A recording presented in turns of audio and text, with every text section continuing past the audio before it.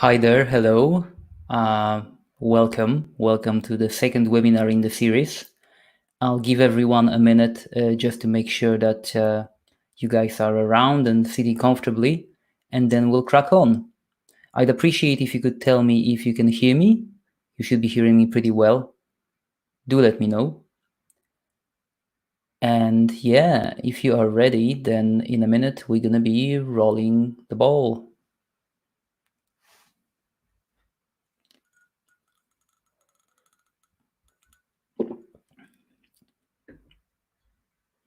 Great, it looks like everything works. So why don't we crack on just to maximize the use of time? First of all, thank you very much for coming to this second webinar in the five-part series. My name is Wojtek Kutyla, and you are watching the channel of UX Booster, which is a new blog that I've sorted for those of you really, who want to learn more about the user experience design and in general develop their skills and abilities in that profession. UX Booster is very young, so this is a new activity for me. But the group of people watching this and listening to me and reading my stuff is growing. So hopefully that'll inspire me to create even more interesting content, and I'm sure it will. Tonight is going to be about UX and business. I've held a webinar last like a few weeks ago on UX and people and on how user experience designers work with people. And today it's the time to explore that side of the coin that's related to business. I'm first gonna talk you through things that we're gonna do, and then we'll just start. Let me just share some slides with you to be easier this way. First of all, basically, we're going to talk about the role of UX in business. And then I'll mention, I'll refer to that ancient myth that is very kind of, widespread of users being always right. And I'll explain why this isn't exactly true. But I'll also mention how their needs connect with business needs. That's very important to understand. Then we'll talk about why some organizations don't actually get UX at all, or they have trouble understanding UX, and why is UX such a difficult thing to master within an organization. At the end, I'm going to give you some tips on how you can make a difference and get more comfortable with UX as a designer and get more comfortable in an organization that you might be working in the future, or maybe in your current career.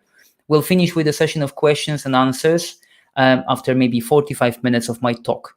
If you're going to have questions throughout, just put them down in the chat and I'll refer to them when we get into questions and answers, maybe even live at the time if that's going to work better.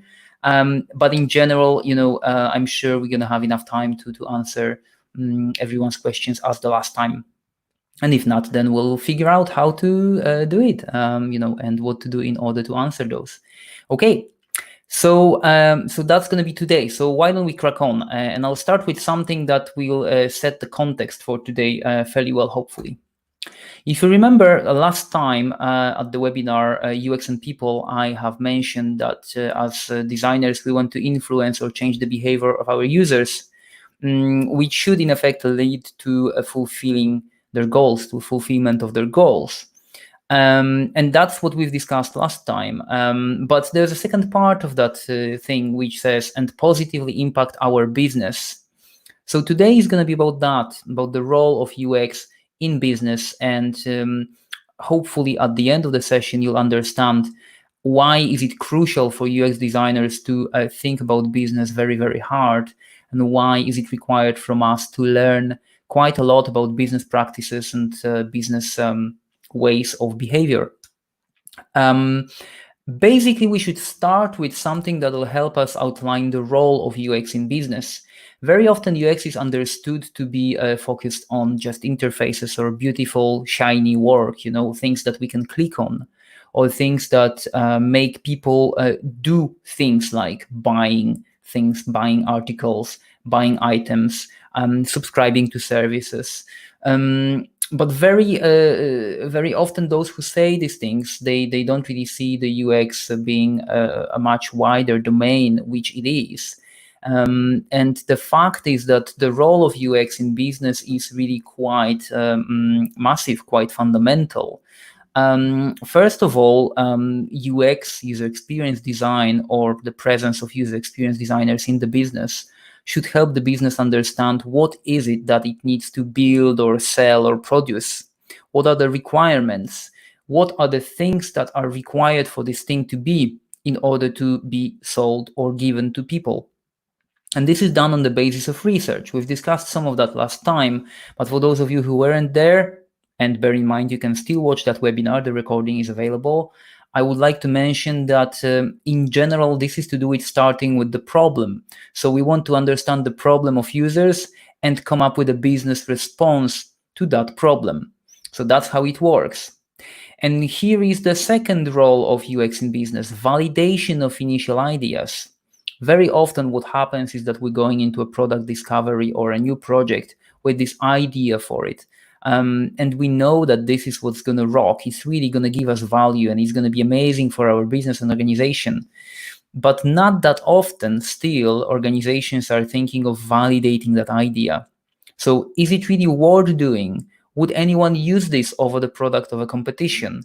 Would they in any way be interested to use it over a period of time? Why would they choose it over a different experience, like maybe, I don't know, going to a park or watching a movie? Why would they engage with this thing in particular? So UXers, UX designers are in an organization to help with that. And that's very, very important.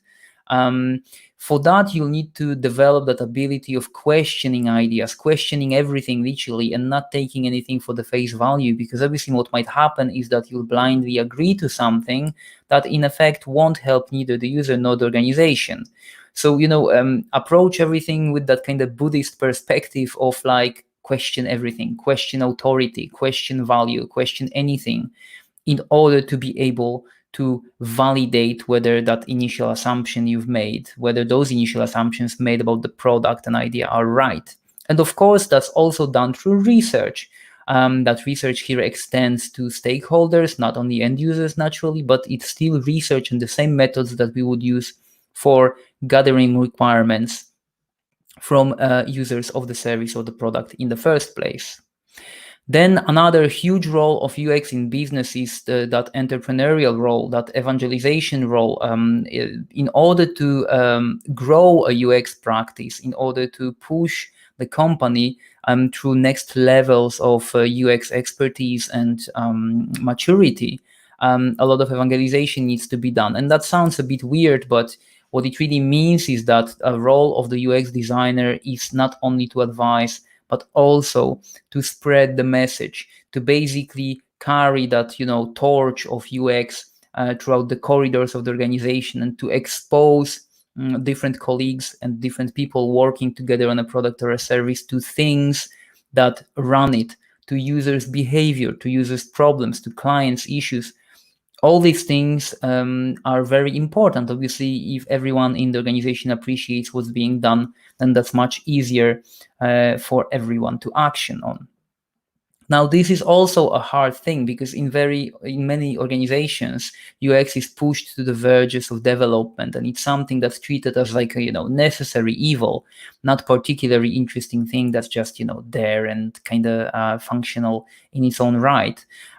So you'll have to build a very tough skin, and you have to basically be able to step into the shoes of that person who's basically going everywhere and talking about their work and navigating your colleagues through those meanders of UX generally. I'm going to talk about that a little bit later as well. The next thing about UX in business is the consultancy for the business itself. UX designers can bring an incredible value to the business, not only by being designers of things that click or things you can tap on, but also by being present in business discussions, in discussions with business leaders, in discussions with development teams and product teams and content teams and all sorts of other entities in a business. Why? Well, it's because we are often the ones that have the biggest and best understanding of the customer behavior, and we can influence many chats, from marketing talk to sales. We will have the knowledge that could push the boundaries of what the company is doing further. So, get used to that and sort of start speaking about it as well to your superiors or to your colleagues, that, you can be present in those business meetings and those business environment sessions where you can really contribute to what other of your colleagues are doing. Then obviously we have the very typical and very often visible role of UX assumptions testing, like usability testing, validation of work in progress in general. So whenever a product is being made, that's an activity that allows us designers to check whether those ideas that we've had initially are correct and whether we are doing it right, whether there's anything to fix, anything that would require us to change our approach, or maybe anything that would want us to consider scrapping the product altogether, maybe even, and pivoting into something else. In general, the way I like to describe it is that the UX really is the glue between user needs and business needs. And obviously user needs come first, yeah? So we are first finding out about what users want, what clients want, what customers want. And then we are hoping to give them something, to tailor our business proposition in a way that would answer that problem. Now that sounds easy, but of course it's much harder than it just sounds. In general, though, that role of a UX designer in an organization has to be very well understood by the entire organization. And this is where the challenge is. We're going to talk about that in a minute. Why is it so difficult for companies to embed a successful UX practice in place, and what can you expect as a UX designer on your journey? But before we go into this, we should mention one extra thing, that generally, basically, UX designers have their fingers in so many pies. And this is something that may be quite intimidating at the beginning. Just today, I got a message from Morgan when I asked about problems that UX designers might face, and she said that sometimes it's difficult to be exposed to the workshop environment, to work with difficult stakeholders, with different stakeholders. Everybody has different expectations from us.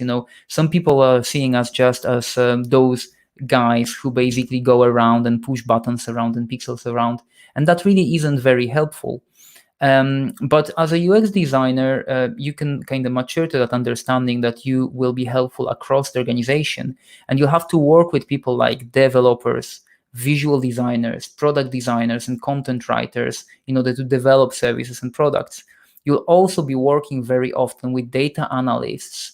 You'll need insight into what your users might be doing, what people who might want to be using your products might be doing, what's gonna influence the business markers of an organization.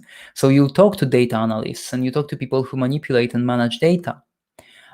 You talk to project managers, product owners, and others alike. There's so many of those roles. You'll basically be helping them to take decisions on the basis of research. And then there's marketing, social media, and PR. You will have all the knowledge required for these guys to make the strategic decisions and understand user behavior. So expect basically to be involved with them as well. Now, when I say all of these things, obviously, it looks like this is the ideal world, and that's what should be happening. And that's actually the truth. That's what really should be happening in many organizations, in most of them, if not all of them. It's not always correct. And there are many reasons for that, which I'm going to touch on in a minute. But first, I wanted to kind of, destroy, so to speak, one of the most common myths that very often we are exposed to as UX designers. And that is that users are always right. This is one of the first things I've heard when I started my UX career, that users are always right, and whatever they want, we should give them. It's nice to believe in that. I mean, I like to believe in that. It's kind of cool. But the problem with this is that people don't really know very often what they want. We don't know what we want most of the time. Our behavior is influenced by so many external factors, biases. Sometimes we just want to do things that others do just to look cool, or behave in a certain way, to not be ostracized by the rest of people. Sometimes we go into compulsory kind of, buying or consumption mode and just purchasing things that we don't really need. There's so many strange things that we do, and we're not always right, really. That kind of translates into business language in a very interesting way. And before we go into that, I need to explain one more thing. And this is something that's crucial. And in fact, if there's anything that I would like you to carry out from this presentation today, that would be on the top of my list. Absolutely. It's the most important thing I can think of. This is to do with the fact that every organization, at the heart of it, at the core of it, is a commercial organization driven by business goals. I'll repeat it once again because it might come as a shock to many.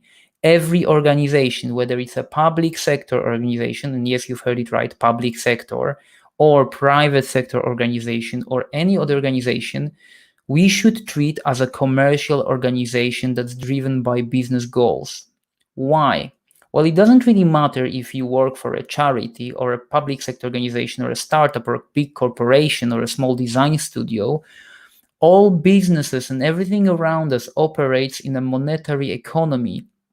Everything that everybody does at some stage is touching money.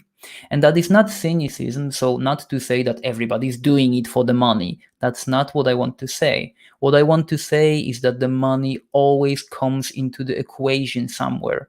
There's always a budget. Countries have budgets, governments have budgets, offices, of public responsibility have budgets, and private organizations have budgets, and so on. Money is always involved. Why is it so important? Well, it's so important because if you realize that, then you get a different mindset of being able to see the goals of your users in connection with goals of your organization.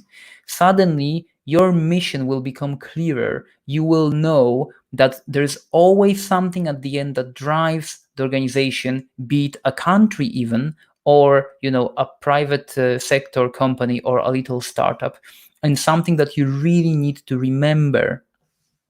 That actually is very useful to know. Imagine that we would be starting with user needs and only caring about needs of those users and not thinking of the business. Well, obviously that wouldn't really work, right? It wouldn't really work because it wouldn't bring the necessary benefits to that organization that is helping the people. And what could those benefits be? It's not necessarily like a massive paycheck or anything like that. It might be a budget that's extending the life of the organization for the next year if it's a charity. Goals are different for all sorts of companies, but those goals at the very end are always related to money. And this is why we as designers need to think about it when we hear, are users always right? We need to know that at the very end, there's that connection between one and the other. To give you yet another example, why does the bank want to move money between their accounts? Why do banks want people to be able to move money between their accounts? Well, basically because their existence, bank's existence, depends on that. Banks make money on our savings, on the way they turn the money into investment. If you think about city councils, basically, it's the same story. City councils wants us to interact with the public apparatus because they need to run cities, and so on and so on. And at the very end, there's always somewhere money involved. So think about that. Think from now on as a UX designer working in a business organization for your users, and whether those users are purchasing something or not, that's a separate story. Make sure that you know that behind what you do, there's money, because that helps a lot. So, okay, I haven't invented this. I haven't come up with this out of, thin air. And all these things maybe to some of you sound like the most obvious things in the world. And somebody might ask, okay, so why there are so many poor products and services around? Why stuff generally doesn't work as well as it should? I mean, it's 21st century. We know, how to work with digital. We know what our customers want. We are pretty clued up on what does the public sector wants, and public as like members of the public, what do they want from life? And yet still there are so many services that aren't really that great. Why is it like that? Well, first of all, it is like this because if you think of the business model of majority of organizations that were created over the last century or maybe more, they were built on the model that emerged from the Industrial Revolution. It's a model based on the concept that everything is built by teams, by silos of people that work in disconnection from one team from the other. They deliver services that are, so to speak, blueprinted and developed, designed by, or like ideated by somebody who's just giving the idea, and then a rest of the group, the working group, basically takes the work forward. So if that's hard to understand, think of building a car. Somebody has an idea, then the team of engineers makes plans, and then cars are built on factory floors by different teams. So one team is maybe building the engine, the other team is building the body of the car, then the other team is painting that car, and so on and so on. But really, these teams don't really have to talk to each other, because it's like a transmission belt. A car comes from one person to the other, and that actually is a way of making things that was prevalent for us for a lot of time. The problem is that digital doesn't really work this way. And our environment is changing so fast that we have to be more adaptive. We have to be able to build things with more agility. So that's difficult for many of those companies that are still buried in the past. If you don't know if your organization kind of works in an agile way or not, and they might be saying that they do. You hear agile all the time, and if you don't know what that is, it means building things very fast with minimum documentation and with a few work streams taking action in parallel. If you don't know, whether your organization really does agile the way it's supposed to be doing, just ask about some things like, the strategic plan for that, or, can you access data collected by the data team, or can you access marketing information? And you'll learn that probably you can't, which means that this isn't agile. This is just the good old silos that's basically made in a way that somebody had a plan in mind, and they basically make it work across the streams of people doing things in separation, resulting in something that might be useful or not. So that lack of consideration for cross-team collaboration and learning, of groups of people, one group from the other, that is the marker of siloed organizational structure, and that is one of the reasons for which UX is so difficult to adapt in a work environment.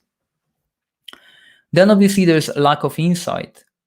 Many organizations didn't grow their UX teams yet, and that experience design industry in general is fairly immature. It's a fairly new thing. We only started doing it a few years ago, and that's really not that much time. Not much research is done into customer needs, basically. Very often you'll find organizations, you might get employed at one of them, or you might be even working at one of them right at the minute, that don't really want to talk to users of their services or products. And they've almost built like a wall in between what happens in the organization and what happens on the outside. And there are multiple reasons for that, but basically they are kind of tied to what I said just a minute ago about the siloed structure, and also to the fact that there are comfort zones that every organization creates around their products and services. And if there's an insight, if there's research that proves that something doesn't really work, that's shaking those comfort zones, basically. It's very difficult for people at times to step away from those controlled bubbles, because they need to be exposed to things like inconvenience of users dealing with their products, or any sort of problems that they might have. Do you know if that happens at your organization? If you don't, if you're not sure, maybe ask one of your senior managers, when did they see a customer like face to face last time? When did they interact with one? And you'll find that many of them didn't ever do that.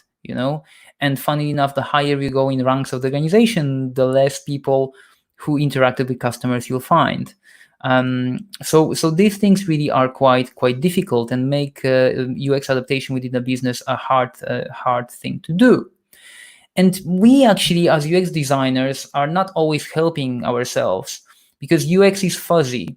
UX is, this sort of kind of shadow eminence, that thing that just is somewhere there and kind of is interwoven with many other things, but it's not really clear what it does. It's like this, there are these people, men and women shuffling pixels and checking what customers do, but what does that really mean? How does that translate into business language? Why do we pay them? All those sorts of things, really.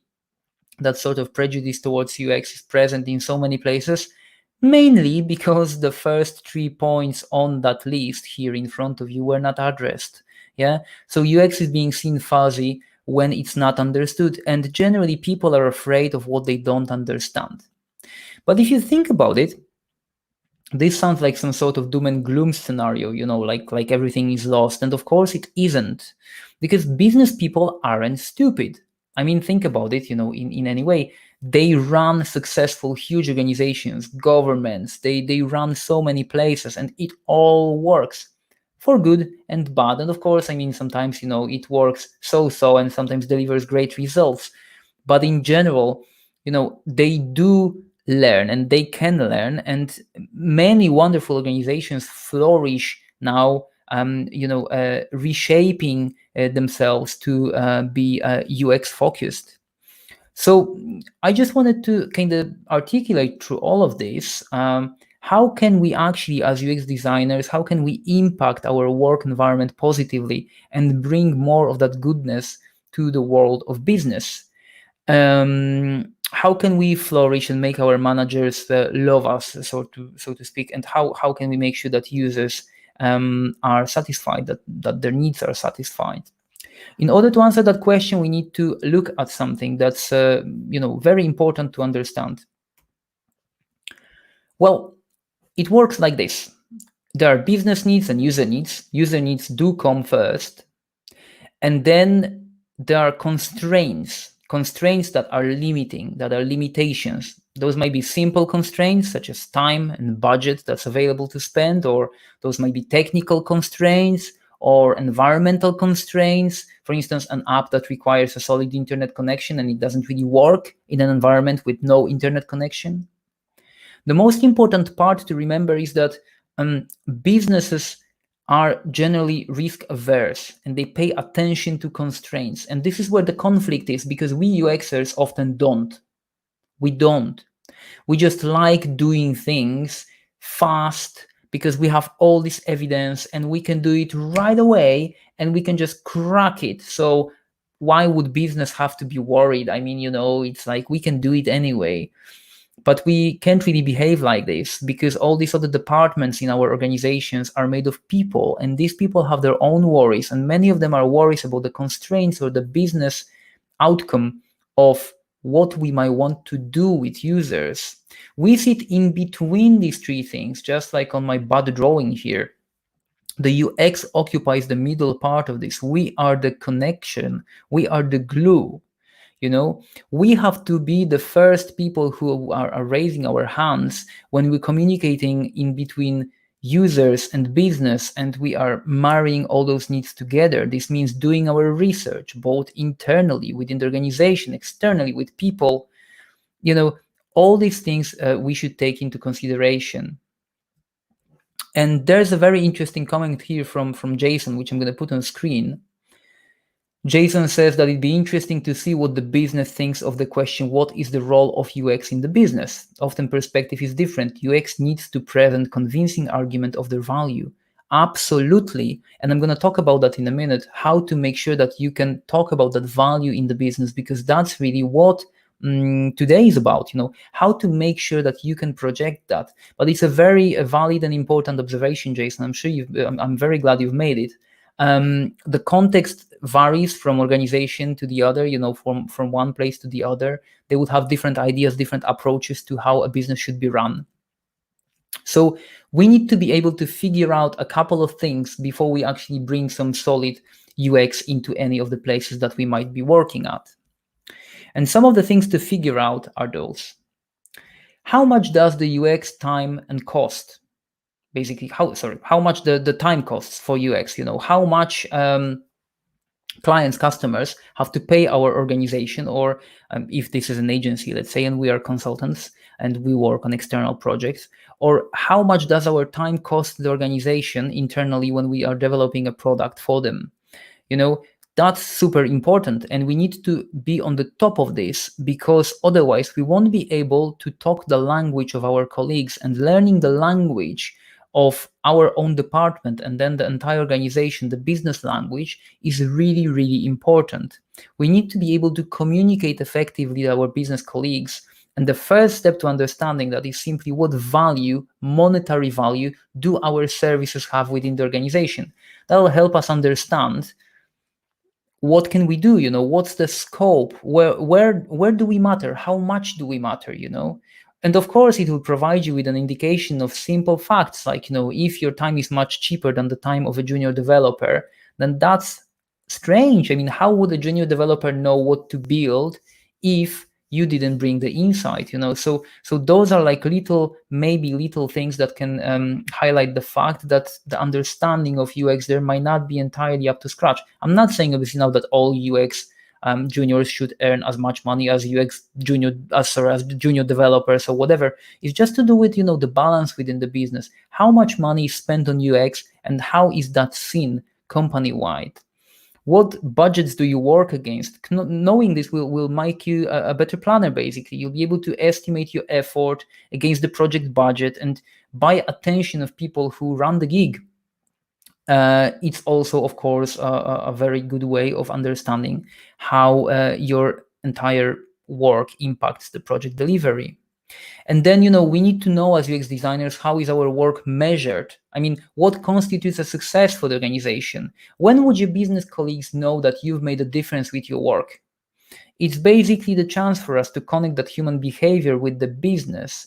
Does the organization need more service signups? Are they trying to cut corners on money spent on support? Or maybe they are trying to introduce a new product that should bring more money through the door. Money, money, money, unfortunately, always at the end, but still, you need to understand how is that work measured. We'll talk about deliverables and outcomes in a minute, but I just want to highlight that in majority of organizations, the work of UXers is unfortunately measured by deliverables, and that doesn't really quite work. I'll explain in detail what that means in a minute. Then, as UX designers, we need to be able to answer that question: how does development as an activity work in our companies? Who takes strategic decision, and on what basis? What are stages of this process? I mean, where does the UX sit in the whole development chain of events? From the time when someone has an idea to the time when there's an end product ready, there's plenty of opportunities for us to engage. And when do we engage? And who tells us that we can or we shouldn't? And at what stage? That's super important for us to understand. And those questions are the questions that you will ask, hopefully, to people that are in charge of what you do. But those are also things that you can understand on the basis of observations. Doing 1 or 2 projects at work should help you understand where does your role sit within the development lifecycle. And then if you'll see that it's only at the time when you need to test the final service, final product, and all the decisions are taken without your influence or without your insight, then that's a reason to worry. That's something to work on as well. That's something that you might want to influence with showing how you work, with showing the results of your work. And in every organization, you would have allies, and you need to find them very quickly. If you find your allies, then you will be able to use their help, basically, to drive better UX for the business, because those would be the people who would be carrying a message forward, putting it across to other teams. You might not be able to get to the very top boss on your own, but you might have an ally that basically often sits in meetings with that person, or maybe with other people that can get to that person. And you can do all this good work through proxy, spreading the message about the results of your work, and how you approach research, and what did the customers tell you, and why is it so important in the context of the product and goals that the business has. The best way of finding your method of shining, through the organizational kind of structure of providing very good UX work is to find where you can make the biggest difference and where you can do it fast. Sometimes what we might need to do is to buy a little bit of attention from other people. So it's not only always to do with like project work, or doing things that would attract end customers. It might be that you might be able to influence an internal process. Maybe there was some inefficiency somewhere there. Maybe you can redesign a tiny piece of internal software that will make your life of your colleagues easier, and they will start seeing the value of what you do. They would understand that doing something together with you might help in order to develop a better product or a service. There's many other things. I mean, you can invite people to watch a webinar together, like this one, for instance, or take an online course on UX, on business together with them, just so you can basically somehow buy a little bit of time and attention from your colleagues to get their interest in UX. Whatever you want to do in general, things to figure out. By that, I mean, find and understand the context of everything that happens around your work.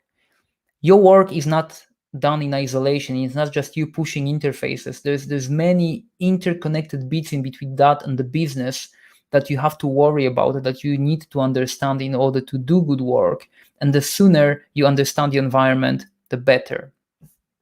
And well, in order to do that, it'd be good if you understood what are the deliverables and what are the outcomes. Unfortunately, because of this situation with Industrial Revolution that I've mentioned quite a while ago, majority of organizations, software organizations, still work on the premise of delivering products, delivering functionality, right? Doing things. If you think about it here, you might want a coffee, and that's sort of deliverable. You have that coffee in your hand, you can drink it, but the real outcome from drinking coffee is that you are energized and you can do work. And the same way it works in a business, really.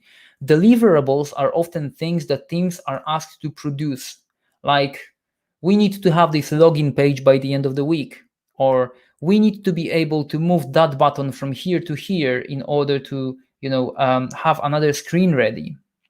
Outcomes are different. Outcomes are effects. Imagine that somebody comes to you and says, I'd like to see more customers using the self-help, for instance, and less of them calling us. And I'll measure that. That's an outcome. If your team can address that and choose the solution to address that pain, you've won. And in many places, those outcomes are actually, coming into use and people talk about them. It's kind of related to agile way of working. So, it's getting in there. But the main problem is that very often somebody else decides how you should address that problem to generate a particular outcome. And that's not how this should really work if you are a UX designer. When you are a UX designer in a business, you need to be able to find out what's the desired outcome for the user, what's the desired outcome for the organization, and choose the solution knowing these two things on the basis of a strong rationale, basically. And you must embed that at the core of your practice, finding rationale for your business and design decisions. Well, not so much business decisions. You won't be able to probably directly influence those, but you would be able to, knowing what they are, directly influence or even take decisions that are related to design. So keep that in mind. Focus yourself over to the outcomes and stop thinking in terms of deliverables. If that's required of you internally in the organization, that's going to make your life slightly more difficult, and most likely it will actually be required of you. That's the reality. But still having that thing in mind of what kind of effect would that leave on the user and the business would make you work faster and better. It basically would create a more positive effect for both customers and businesses, naturally subject to research, because you cannot just invent things out of the thin air. What's really quite crucial to understand at the end is that everyone is a designer, because design is a holistic activity. Validation is the answer to all of our worries, so like checking whether we were right, whether we were wrong, what people might want. And when we have an idea, we need to run it through our customers first and through our business to understand whether it connects them in a way that it should. But what's really important is that you should be able to showcase the effects of all your work that's done in that validation at all stages. You should be able to help your colleagues, like programmers, let's say, to understand why something they have designed is maybe subpar, where could it be improved, or you might actually show them as well where it works and when it generates a lot of value, which is also very helpful. Engage with everyone around you, be it developers, business folk, finance. Basically, be that person who rounds around and just asks a lot of questions, because that's crucial to the vitality of the business and the product and a service that you might be building. Evangelization is that thing that basically makes people interested in what we UX designers do. So there are very practical things you can do. You can basically, whenever you run a little research even, or you learn an interesting fact about your customer, just put it out there, send it throughout to the entire organization in an email, for instance, or maybe run weekly sessions on how you work with people, and what kind of things you learn from their behavior. All of that, whenever you touch on a human aspect, will make people come to you and ask you more questions. And when they ask you questions, involve them in finding out the answers. So you might have developers sitting at usability testing sessions and observing them. And soon you may have marketing people wanting to come to your design workshop. I'm going to be talking about many of these things in the future, so don't worry about the methods right now. I'm going to show you how to do some of these things, hopefully through UX Booster. But what I would like you to understand today is that in order to be seen in an organization and prove your value as a UX, you need to understand that everyone is a designer and that you need to have a dialogue with them. If we go into the communication mode, that's more like a broadcast where we only throw UX at people and we don't really make them understand what we do, taking their comments into consideration and understanding the wider context, then that's not really UX. That's some sort of damaged, half-baked process of producing things that might work, but might not necessarily work. We can create a lot of positive impact for businesses in that holistic organism. We just need to make sure that we understand the business and we are walking with it throughout this territory. It's not just us producing stuff like that. So you can start thinking of questions and feel free to start typing them into the chat. And of course, they can be related to UX and the business, or, like if you have any other questions, I'm more than happy to take them too, as long as they are somewhat related to the theme. And I'm going to go into the quick summary to hopefully wrap it up before we go into the questions and answers. So what's really important is that user goals come first, and they need to be tied to business goals, or business goals need to be tied to user goals. Really, it's very difficult to create a successful organization that answers only the user goals or the business goals. If you can think of an example of an organization that is very good about addressing business goals and not really that great about thinking of the users, that's fairly easy. Think of something like, it might be your city council. Maybe you live in a place where streets aren't that clean.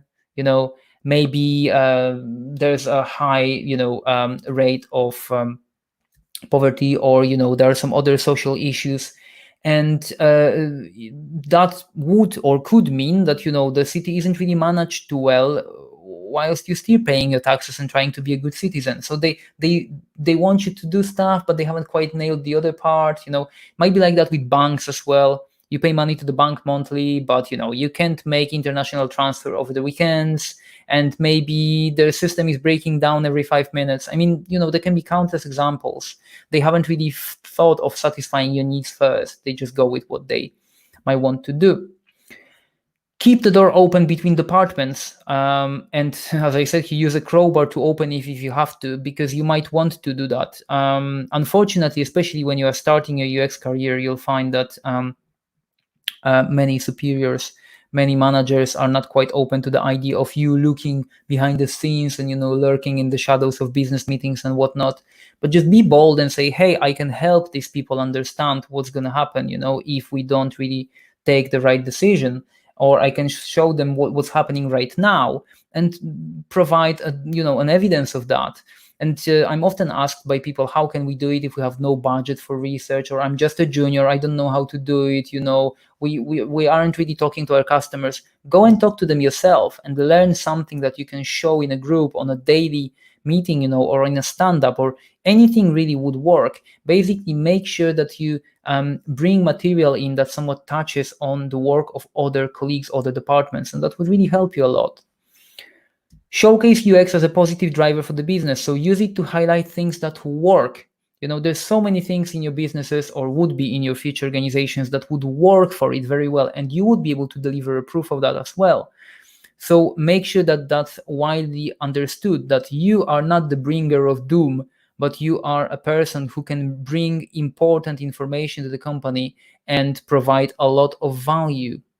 And while you're doing your work, focus on outcomes rather than deliverables, even if the rest of the organization is desperately pushing you into that other mode of thinking of deliverables.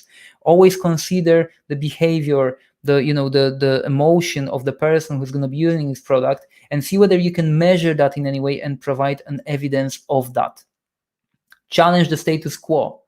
Design is holistic and should be seen this way. And if somebody says, oh no, our company is different, we don't need designers here, whatever, then frankly, to be honest, they are a bit behind and it's a time to catch up. They do need designers, no matter what they do. As much as designers are needed in a big hospital to optimize the experience of people who are admitted to the hospital, those will be service designers, which are kind of same as UX designers, but they operate on a much wider scale, not so much in the digital, but also around it. As much as UX designers would be needed in a startup. We are needed everywhere where people interact with things. It's 21st century. So talk about it and don't be afraid of showing this to your colleagues.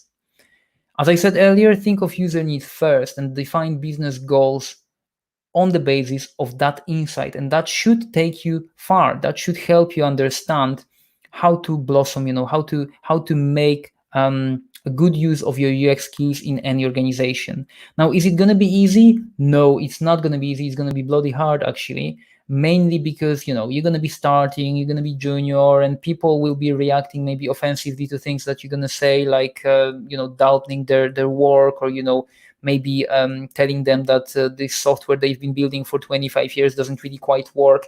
But you know what? That's your job. Your job is basically to say, hey, we can do it better and I can show you how. And there's nothing wrong about that, Sometimes you might find yourself in a place that's very receptive to that, sometimes in a place that isn't. But regardless of whether it is or it isn't, it's driven by the same rules. It's just that sometimes people may not be able to see those rules yet. You can help them, or you can choose another pathway. Okay, I think that's the time for questions. So let's see, what do we have here? So there's 2 questions so far, but feel free to, add anything in there. I'm just gonna get a sip of my strange liquid here because my throat is fairly dry. Okay, so there's a question from Jenna here, who, by the way, I have quoted in today's newsletter. So hi, Jenna, and I hope you didn't mind. Do you have advice on tools or methods that can help to prove the efficacy, I think that's how you read it, of a new UX strategy used? Yeah, absolutely. Just measure things. Measure the customer satisfaction. The customer satisfaction is usually the best measurement for everything that the company does. Absolutely everything. Whether they have released a new product or whether they are thinking of improving the existing service, there would be a customer using it. And if you measure that satisfaction through things like usability testing or interviews, or if you really have to service, then you have won. That's how you measure it. The problem with something like UX strategy is that sometimes UX strategies are not equal, I would say, and sometimes they are created just as big documents that are written by some external agency that was paid a lot of money to deliver it, and then they are just being put in a drawer and never see the light of day anymore. Sometimes those are not written documents, but very agile recommendations that the company is rigorously following, and that seems to work. Hopefully, when a UX strategy is written, somebody who's been writing it thought about measuring the effectiveness of it. If they haven't, and if it's not clear, then that means that it's probably not the best strategy ever written. So think about that too. But in general, yeah, measure customer satisfaction and see what comes out, see whether you were successful. There's a question from Nora here as well. It's more about research. How do you know when you researched enough and you're ready to start sketching, prototyping? Sometimes Nora feels like she could research forever. Yeah, sure. I mean, that's a very common syndrome to research forever, because it's hard for us to stop. But in general, first of all, you'll see repeated findings, in between participants. So you might be testing something with, let's say, or probing an idea with maybe 8, 10 people, and after 6 or 7 you'll see that things are just repeating and repeating, and you'll also get that feeling that will tell you, okay, I know what to do now, and I think it's gonna work, and just go with that. You can always, and you should in fact, test it later. It's quite hard to know when to stop at the beginning. That will come in time in your career. You will know when to stop, really. At the beginning, I just basically recommend going with a little bit of your gut. And when you feel like you've exhausted all the options, all the answers that people might have, given you, just go with it, and you'll test it. You'll see whether your work works by testing it effectively later. Yeah, Doom experience designer. I like that, Magda. That's pretty cool. Doom experience designer. I might adopt that, especially when I work for some startups. Okay. Is there anything else that anybody would like to ask? Please go for it. Let me check actually whether I can get to this on YouTube directly, because sometimes there's a delay in between those questions. Oh, there's some more stuff here. So let's go for it. The question from Morgan, I hope I pronounce it right.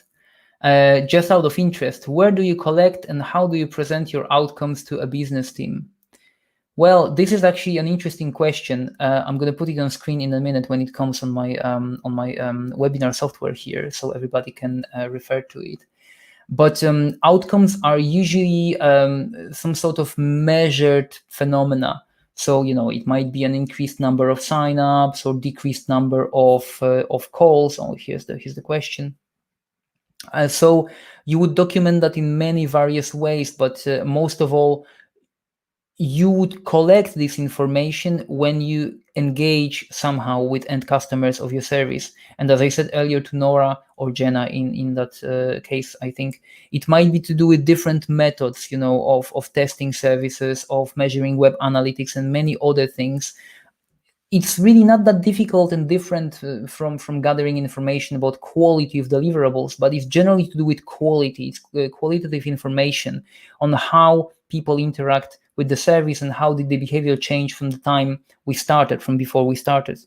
When you know this, you can present it in any way that you see fit. So sometimes those would be videos from testing sessions. Sometimes those would be, graphs and charts from web analytics or something.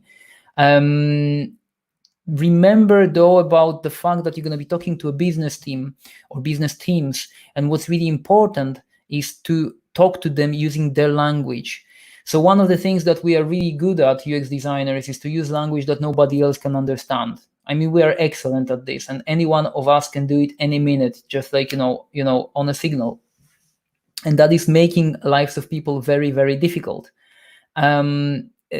The reason for it is that we like our lingo, we are very passionate, but those business colleagues, they have their own, and they would much rather hear to things that they understand.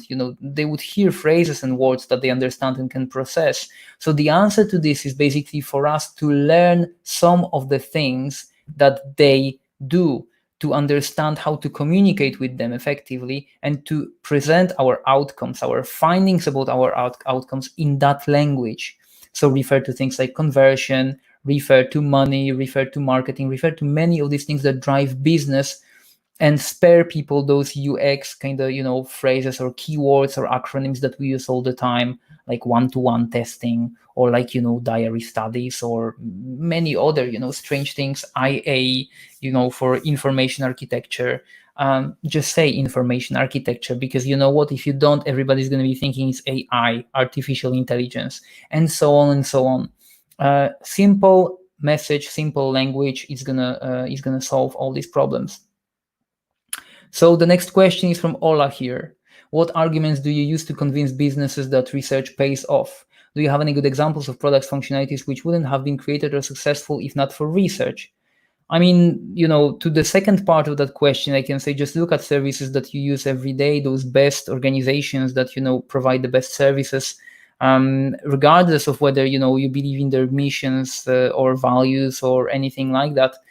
See how successful they are. And all of that is created on the basis of solid research, always, even if those are ideas that are fresh, they are being put to test in front of many people before they actually mature. In terms of arguments to use that you could use to convince business that research pays off, well, I do few things. I'm reaching for case studies from my past career, and I know that's very hard when you're just a junior. But when I wasn't able to do that, I was trying to deliver an evidence of what I say. Doing a little bit of usability testing on my own, even on the weekend, or just going to a coffee shop and sitting there with people and asking them questions about the product or a service that you're making, and then presenting that to your colleagues. You might also be reaching, of course, for official sources like academic sources. There might be something that somebody did already on the subject that you are interested in. Anything that you provide, you bring from the outside and kind of carries the sign of this is validated by somebody, thereby making a successful product out of it, or in an academic setting, usually helps. But then, of course, often you'll find yourself in a situation when that's going to be disregarded anyway, and people will go with what they want. You can't avoid that. I mean, I'm talking about all of this from the perspective of a person who runs successful projects, but also has like lots of unsuccessful projects in their portfolio. I've been doing things that didn't often work. Like that's a normal thing, and we shouldn't really be worried if that happens. I've worked at some organizations or for organizations that would never mature to understanding that they have a customer and that there's a research that's required to do. And that's just the nature of the universe, unfortunately. Okay, Jenna, how can we get feedback from existing users when we can only send correspondence for essential services? Well, if that's the case, then I would argue that your GDPR policy isn't really constructed that well, potentially, because there's always, as long as you have consent to reach out to people, you can learn about their behavior. Plus, correspondence is one thing, but you can actually really do meet them one-to-one or in groups and learn from what they talk about. It's impossible to create even the most ethical customer service without engaging with the customer. And in fact, these two I would see quite contradictory, if you know what I mean. So it's worth remembering that there's always a way of reaching users if nothing else is possible. And sometimes, okay, I understand perhaps the situation is really unique, then maybe it's worth doing it through observation of social media, or, monitoring even, how your company is being compared to other competitive organizations in the internet. There's always people talking about it somewhere, and you can get to that. And if you get to that, then there's always a way of asking. Plus, it might be that some of your colleagues or friends are using this. And yes, okay, that's not ideal because they would be biased, but it's always a great way of obtaining feedback at the beginning if you don't have any other method of doing that. So yeah, there's plethora of options, certainly, and I know that GDPR makes it all a little bit more complicated, but not really that complicated. It's all doable and possible. And here's a question from Katrin. If you were working with a client who wasn't sure on the functionality they required from an app, how would you help them to work out what they needed from the product? Well, that's a very good question, very interesting, kind of basic question that's very important, actually. So if they have an idea for a piece of functionality and they don't know whether that's a good idea or not, then obviously the first step is to ask, okay, who came up with this idea and what was the rationale. And very often you'll hear, oh, this is Mike, and he was thinking that this and this and that would happen, so this would address the problem. Perfect, that's great. Let's find out whether that's true. Where did Mike take it from? It might be that he just imagined it, and that's a problem, right? But even if he didn't, or if he did, in fact, we might test it. We might test that assumption, go after the customers and try to understand whether they really would want to work with this, whether they really do have that problem that we need to address or we want to address with that particular piece of functionality. And that's actually a doable thing, and that's the core of what UX does. So obviously you use methods of, just one-to-one interviews, or even a little testing if you have the functionality made as a prototype. Certainly, it's really important to do that, to validate clients' assumptions and to make sure that you're later not doing work that nobody wants to, appreciate, and that users are just not interested using. So that's really the way. Let's have a look at another one here from Grzegorz, and I would encourage you, English-speaking colleagues, to try pronounce his surname of Żuromski. It might be fun. What is your opinion based on practice? His experience from traditional research, advertising, marketing, and sociology and education background could be a good starting point for UX career. Absolutely.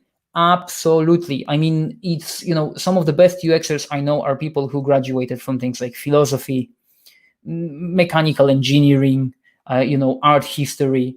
I mean, UX is such a wide domain that as long as you are interested in human behavior and can look at it from different perspectives, then you are the winner, really. That can help you way more than many of the UX studies that you can go through. And I would say that a solid background, or not even solid, but like a background of many sorts, of many types, would really benefit you as a designer. So if you have that sort of background that's already related to research, advertising, marketing, and sociology, then you know what? You actually are a UX designer. You always were. Now you just apply digital to it, and it's gonna rock. So yeah, I encourage you to do that if you're talking about yourself, obviously. If not, then whoever it is about, then yeah, tell them to just do it, not worry about it. And we have Yaroslav here.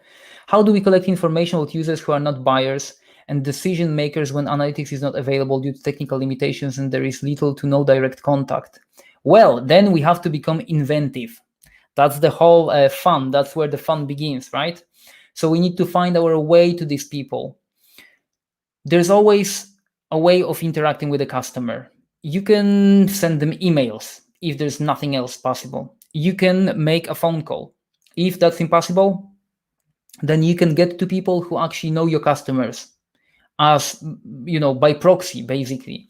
So you can get to people who work with those customers in order to ask them questions or to provoke them to give you an answer to something that you don't know. I would also argue that if there are technical limitations, there might be, something that you can overcome, maybe with a software that is written from scratch for this particular scenario. But if not, and I understand obviously challenges related to that, and if there is no direct contact, then that might be the case for thinking of the policy of how the company engages with people in the long run. From my experience, in many cases, what happens in large, especially large organizations, is that the lack of contact with the customer is almost written in a policy, like maybe not openly, but it's kind of suggested in there in between the lines that it's not really sort of good to look at that at all, to talk to people, to maybe consult with them. And I think it's an indicator of something much wider. But generally, be inventive. Proxy might be a way to go, and talking maybe to your colleagues from, let's say, the customer support department. They might have a lot of information about what happens to your customers. But it's something that often, again, we don't do, because we think that folk who sit on the phone, they just deal with compliance and whatnot.